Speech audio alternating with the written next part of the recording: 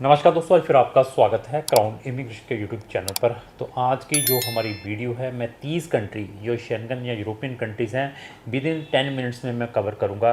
इन 30 ही countries की हमारी separate प्लेलिस्टें बनी हुई हैं। अगर आपने इन 30 कंट्रीज़ में किसी भी कंट्री में जाना है तो आप हमारी स्पेसिफिक प्लेलिस्ट देखकर वहाँ पर उसकी मैक्सिमम नॉलेज ले सकते हैं। उसके बाद आप डिसाइड कर सकते हैं कि आपने अपना केस कौन से कंसल्टेंट के थ्रू अप्लाई करना है। ऑस्ट्रिया में पढ़ने के लिए जाना है, फ्री स्टडी प्रोवाइड करती है वहाँ की गवर्नमेंट। तो जेन इनटेक के लिए हमें संपर्क कर सकते हैं। आपकी पीसीसी, आपका डेट ऑफ बर्थ सर्टिफिकेट कितना इंपॉर्टेंट है, फंड्स कितने इंपॉर्टेंट है, एडमिशन लेना कितना ईजी है, क्राउन इमिग्रेशन इसके बारे में बता सकता है। प्लेलिस्ट में जाकर ऑस्ट्रिया की हमारी नंबर ऑफ वीडियोस देख सकते हैं। बेल्जियम में भी अभी रिसेंटली हमारे नंबर ऑफ वीज़ाज आए हैं जो बच्चे वहाँ की पब्लिक यूनिवर्सिटीज़ में पढ़ने के लिए जा रहे हैं। इवन बेल्जियम में क्या है कि बच्चे को अपना ब्लॉग्ड अकाउंट ओपन करवाना पड़ता है, और जो कि अप्रॉक्स 10,000 यूरो का, वो भी अपने लिविंग एक्सपेंस साथ में कैरी करने पड़ते हैं। वहाँ की ट्यूशन फीस है 4,000 यूरो से लेकर 6,000 यूरो की है। चेक रिपब्लिक में भी हम नंबर ऑफ स्टूडेंट्स को भेजते हैं। एमबीबीएस के लिए भी हम चेक रिपब्लिक में स्टूडेंट भेजते हैं। वहाँ की Charles university, that is famous university, जिसकी 5 फैकल्टीज हैं। इवन वहाँ पर पढ़ने के लिए जाना 2,500 यूरो से स्टार्ट होकर 4,000 यूरो की वहाँ की ट्यूशन फीसेज हैं। चेक में जाना है तो हमारी number of videos study in चेक की प्लेलिस्ट में जाकर देख सकते हैं। इसी तरीके से डेनमार्क में अगर आपने पढ़ने के लिए जाना है तो क्राउन इमिग्रेशन उसमें भी आपकी हेल्प कर सकती है। वहाँ पर फंड्स दिखाने की जरूरत नहीं है, आप स्पाउस और डिपेंडेंट बच्चों के साथ जा सकते हैं। वहाँ पर जो यूके बेस्ड प्रोग्राम है और डेनिश बेस्ड प्रोग्राम है उसमें क्या बेनिफिट्स हैं, और वहाँ पर कितना पोस्ट स्टडी परमिट मिलता है जो यूके बेस्ड प्रोग्राम में जाते हैं, जो दूसरे प्रोग्राम्स में जाते हैं डेनिश बेस्ड में। तो ऐसे एडवांटेज वही बता सकता है जिनको इन चीज़ों के बारे में नॉलेज है। तो इसकी भी हमारी प्लेलिस्ट है स्टडी इन डेनमार्क, तो उसमें नंबर ऑफ वीडियोस हैं, उनको देखने के बाद डिसाइड करें। क्रोएशिया अभी रिसेंटली ज्वाइन की है। क्रोएशिया के अंदर भी हमने नंबर ऑफ एप्लीकेशंस डाली हैं।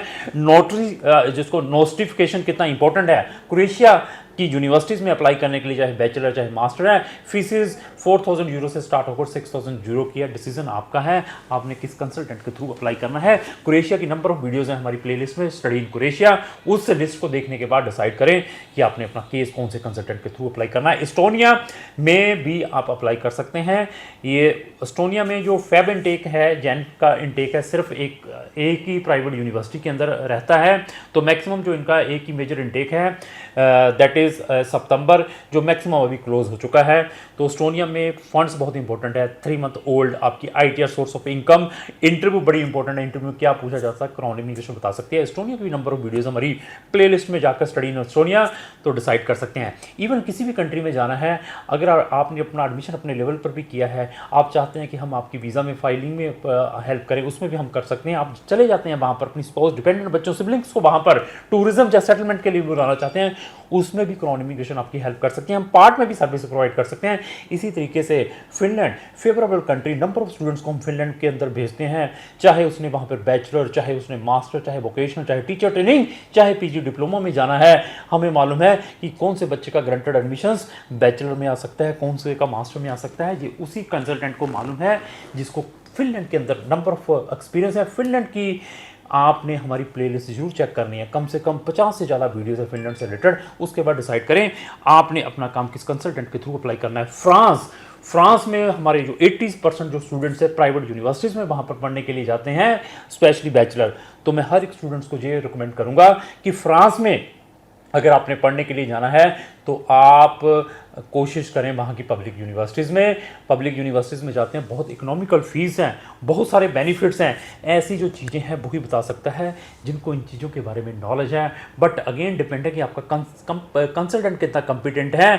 इवन कैंपस फ्रांस की भी फ़ीस आपकी वेवर हो सकती है अगर आपकी पब्लिक यूनिवर्सिटी से एडमिशन्स आई हैं। ऐसी जो चीज़ें हैं टेक्निकल पर्सन ही बता सकता है। जर्मनी में फ्री स्टडी के लिए हम इंटरनेशनल स्टूडेंट्स को भेजते हैं, और इवन बैचलर वाले स्टूडेंट्स के लिए कितनी हर्डल है, एपीएस क्या है, टेस्ट एज क्या है, कौन से बच्चों के लिए टेस्ट एज वेवर है, और 13 साल की स्टडी किन बच्चों के लिए इंपॉर्टेंट है, स्टूडेंट कोलीग क्या है। ये सारे के सारे प्रिकॉशंस वही बता सकता है जिनको इन चीज़ों के बारे में नॉलेज है। जिन बच्चों ने जीसीएसई या आईबी डिप्लोमा किया है तो उनके लिए क्या 13 साल की स्टडी इंपॉर्टेंट है, वहाँ की बैचलर एडमिशन्स अगर उन्होंने जर्मन टोट में करनी है या इंग्लिश में करनी है, ये वही बता सकता है जिनको इन चीज़ों के बारे में नॉलेज है। मास्टर में एडमिशन लेना है, तो उसमें भी हम आपको बता सकते हैं कौन से एनसी प्रोग्राम रेस्ट्रिक्टेड है, कौन से विदाउट रेस्ट्रिक्शन प्रोग्राम्स है, कौन से में आपको अप्लाई करना चाहिए, कौन सी फील्ड में आपको एडमिशन आने के मैक्सिमम चांसेस है। बट अगेन डिपेंड आपके कंसल्टेंट के ऊपर जो इन चीज़ों को नंबर ऑफ टाइम से डील कर रहा है। हमारी प्ले लिस्ट जरूर चेक करिए, कौन सी free study in Germany, number of videos है। हाउस बिल्डिंगों के लिए भी हमारी एक सेपरेट प्लेलिस्ट बनी हुई है, जिन्होंने वोकेशनल करने के लिए जाना है उसके बाद डिसाइड करें। ग्रीस को मैं अवॉइड करता हूं कि ग्रीस में आप अपना स्टूडेंट वीज़ा ना डालें, क्योंकि नंबर ऑफ वहाँ पर रिजेक्शंस हैं। प्राइवेट यूनिवर्सिटीज़ में जाते हैं, पब्लिक में जाना है तो उसमें जाने की कोशिश करें, आपको फीस वहाँ पर इकोनॉमिकल मिल सकती है। हंगरी में भी हम नंबर ऑफ स्टूडेंट्स को हंगेरियन स्टाइपेंडियन प्रोग्राम्स में भी भेजते हैं, जिन्होंने फ्री ऑफ कॉस्ट पढ़ने के लिए जाना है। साल में एक बार ओपन होता है, जिनकी डेटें क्लोज हो चुकी हैं। तो हंगरी में हम एमबीबीएस के भी स्टूडेंट भेजते हैं। अगेन डिपेंड है कि आपका कंसल्टेंट कौन सी आपको ऐसी यूनिवर्सिटीज़ में डाले हंगरी के अंदर जहां पर आपको इकोनॉमिकल फीस मिले। अगेन डिपेंड आपके कंसल्टेंट के ऊपर। आइसलैंड भी स्कैंडिनेवियन कंट्री के अंदर आता है, डेनमार्क ही डील करती है। अब ये इंडिपेंडेंट भी करना स्टार्ट कर दिया है। आइसलैंड से रिलेटेड भी हमारी प्लेलिस्ट बनी हुई है, उस प्लेलिस्ट में जाकर अगर आप चेक करेंगे तो आपको नॉलेज हो सकती है कि आपको कौन से कंसल्टेंट की सर्विसेज यूज़ करनी चाहिए जिन्होंने आइसलैंड जाना है। इटली को मैं अवॉइड करता हूं कि इटली में मत डालें, क्योंकि इटली को मैक्सिमम फ्री स्टडी और वहां की गवर्नमेंट 5200 यूरो का स्कॉलरशिप देती है। इस कारण बच्चे बहुत सारे ट्रैप्स में आ जाते हैं गलत एजेंटों के, और अपने लाखों रुपए सिर्फ अप्लाई करने के नाम पर वेस्ट कर देते हैं। कोई लाख रुपए, कोई 1.5 लाख रुपए सिर्फ अप्लाई करने के नाम पर ले रहा है। इवन इटली से आपका number of time visa refused है। मैं आपको सजेस्ट कर सकता हूं कि आप अभी इस शेंगन कंट्री में चले जाएं, तो वहां जाने के बाद आप इटली में कितनी ईजिली मूव हो सकते हैं।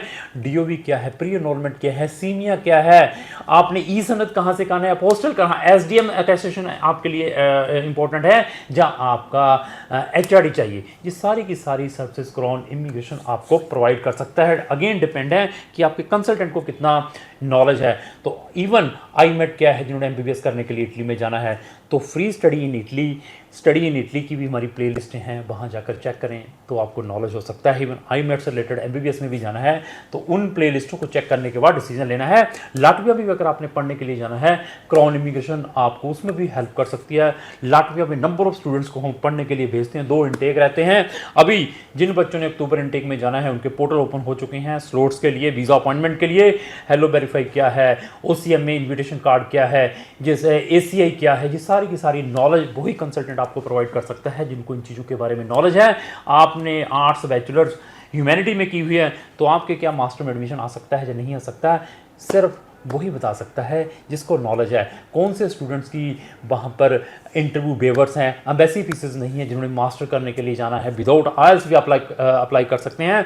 अगर वहाँ की यूनिवर्सिटीज़ आपकी कोई इंटरव्यू या एंट्रेंस एग्जाम लेती है, उसमें क्या आता है, एम्बेसीज इंटरव्यू में क्या पूछती हैं, ये सारी की सारी चीज़ें आपको अंडर वन अम्ब्रेला, ये 30 की 30 कंट्रीज जो अभी मैं आपको बता रहा हूँ, it is on our fingers. तो लाटविया भी जाना है तो प्ले लिस्ट जरूर चेक करनी है स्टडी इन लाटविया की।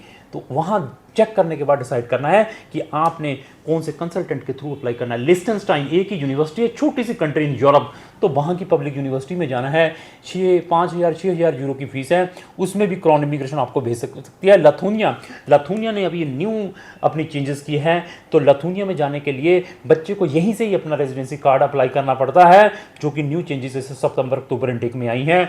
तो वहाँ पर अप्लाई करने से पहले क्या प्रिकॉशंस लेने चाहिए। वहाँ की फीसेस 2500 यूरो से लेकर नर्सिंग में भी आपको वहाँ पर एडमिशन मिल सकता है, जिसकी 3500 यूरो की फीस है अगर आप नर्सिंग में करना चाहते हैं। लाटविया लथुनिया में हम बच्चों को वहाँ पर एमबीबीएस के लिए भी भेजते हैं। अगर आपने किसी भी स्ट्रीम में इन दोनों जो ईस्टर्न यूरोपियन कंट्री में एडमिशन लेना है, तो क्राउन इमिग्रेशन आपका मोस्ट वेलकम करती है। लग्जमबर्ग के ऊपर आते हैं, जो कि इंटरनेशनल स्टूडेंट को free of cost study provide करती है। तो अगर वहाँ पर भी आपने पढ़ने के लिए जाना है, बैचलर वाले स्टूडेंट्स के लिए क्या सेम पॉलिसी है जो ऑस्ट्रिया में पढ़ने के लिए जाते हैं बच्चे बैचलर, जहाँ स्विट्जरलैंड में पढ़ने के लिए जाते हैं, जहाँ नॉर्वे में जाते हैं या जर्मनी में जाते हैं, वही सेम इन लग्जमबर्ग। अगर आपने बैचलर में एडमिशन लेना है, कौन से प्रोग्रामों में आपको एडमिशंस विदाउट आईएलटीएस मिल सकता है। बहुत सारी क्वेरीज आती हैं बच्चों की जिन्होंने लग्जमबर्ग में एमबीबीएस के बाद जाना है कि सर मैंने वहाँ जाकर प्रैक्टिस करनी है। तो वहाँ पर प्रैक्टिस करने के लिए फ्रेंच आना मैंडेटरी है या जर्मन लैंग्वेज आना मैंडेटरी है, तब जाकर आप वहाँ पर प्रैक्टिस कर सकते हैं as a doctor. By sitting here हम आपका conditional registration as a doctor का करवा सकते हैं। कहाँ पर? लग्जमबर्ग में। बट कंडीशन यही है कि क्या आपके पास फ्रेंच लैंग्वेज का B1 है या नहीं है। तो ऐसी जो टेक्निकल चीज़ें वही बता सकते हैं जिसको नॉलेज है। माल्टा के ऊपर आते हैं।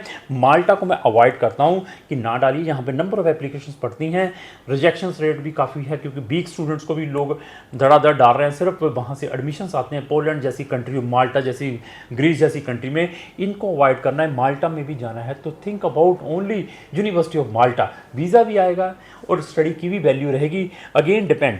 तो हमारी जो वीडियोस है स्टडी इन माल्टा की भी प्लेलिस्ट बनी है। हर एक कंट्री, जो 30 countries in a few minutes I am discussing, तो हर एक कंट्री की प्लेलिस्ट देखें जहां पर भी आप जाना चाहते हैं क्राउन इमिग्रेशन के चैनल पर। उसके बाद डिसाइड करें कि आपने अपना केस कौन से कंसल्टेंट के थ्रू अप्लाई करना है। नीदरलैंड, जिसको हम हॉलैंड भी कहते हैं, अभी 2-3 दिन पहले ही मैंने कोई सक्सेस स्टोरीज डाली थी। हमारे 2 रिसेंटली नीदरलैंड के वीज़ा आए थे। इवन उस ये हमारे 2 चैनल, दूसरे चैनल के ऊपर हमने वो वीडियो डाली थी जब बच्चा नीदरलैंड में पहुंच जाता है, वहां जाने के बाद उसको क्या प्रॉब्लम्स फेस करनी पड़ती है। इधर वो जॉब को लेकर है, इधर वो स्टडी परमिट को, चाहे वो वहाँ पर पार्ट टाइम जॉब करनी है। तो इन वीडियोस को भी देखें। हमारी स्टडी इन नीदरलैंड की आपको प्लेलिस्ट में मिल सकती हैं। वीज़ा सक्सेस रेट हमें मालूम है इन सब कंट्रीज में कौन सा बढ़िया है, कौन सी कंट्री में विदाउट आयल्स डाल सकते हैं, कौन सी कंट्री में आपके प्रॉपर अप्रोप्रिएट आयल्स होना चाहिए, कौन सी कंट्री में आप स्पाउस डिपेंडेंट बच्चों के साथ जा सकते हैं। प्रीवियसली आप शेंगन से डिपोर्टेड हैं, आप ओवरस्टे होकर आए, number of time he Schengen से आप रिजेक्टेड हैं एज ए स्टूडेंट वीज़ा पे। हमें मालूम है कि अभी आपका कौन सी कंट्री से दोबारा भी वीज़ा शेंगन का मिल सकता है। बट डिपेंड ऑन सेम कि आपका कंसल्टेंट कितना कॉम्पिटेंट है। नॉर्वे गवर्नमेंट भी फ्री स्टडी प्रोवाइड करती है, लेकिन इस साल से उन्होंने थोड़ी फीसें अभी इम्पोज की हैं।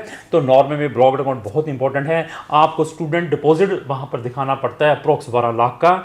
अगर आप ये दिखा सकते हैं तो नॉर्वे में भी हम डाल सकते हैं। एक ही इनटेक है जो कि अक्टूबर में 2023 में ओपन हो जाएगा। आप देखिए जिन बच्चों ने अगस्त में पढ़ने के लिए जाना है कितना लंबा प्रोसेस है। तो अगेन डिपेंड आपके कंसल्टेंट के ऊपर है कि आपके कंसल्टेंट को कितनी नॉलेज है। पोलैंड के ऊपर आते हैं, वीज़ा अपॉइंटमेंट में कितनी दिक्कत है, एडमिशन ही बांटती है, आपका क्रेडिट कार्ड कितना इंपॉर्टेंट है पोलैंड के अंदर, क्या पीसीसी चाहिए कि नहीं चाहिए। लोग पीसीसी के नाम पर भी पोलैंड के नाम पैसे कमाते हैं, कोई अपोस्टलों के नाम पर पैसे कमाते हैं। पोलैंड को अवॉइड करें। हम यहाँ पर MBBS के भी स्टूडेंट भेजते हैं क्योंकि नंबर ऑफ रश है। दे आर मतलब ये नहीं डिसाइड कर पाते किसको वीज़ा देना है किसको नहीं देना है। बट डिपेंड आपके ऊपर। अगर पोलैंड में कहेंगे तो आप we can put the application Poland. Portugal के ऊपर आते हैं, पब्लिक यूनिवर्सिटीज़ में 4000 यूरो से लेकर 6000 यूरो की फीस है। वीज़ा सक्सेस रेट स्टूडेंट्स का बहुत अच्छा है। But profile is very important क्योंकि हर एक बच्चा जागता सोता यही कहता है कि मैंने पुर्तगाल के अंदर जाना है। बट प्रोफाइल वेरी इंपॉर्टेंट है। पुर्तगाल, स्टडी इन पुर्तगाल की भी हमारी प्लेलिस्ट है, चेक करें। Thereafter take the decision कि आपने कौन से कंसल्टेंट के थ्रू जाना है। स्लोवेनिया पिछले 4 साल का सक्सेस रेट 100% रहा है। इस साल नंबर ऑफ स्टूडेंट्स की रिजेक्शंस की हैं। इवन कुछ universities they are not refunding the fees, ऐसा क्लेश पड़ा हुआ है। तो उनके लिए मैं यही बच्चों को कहूँगा कि वेट करें।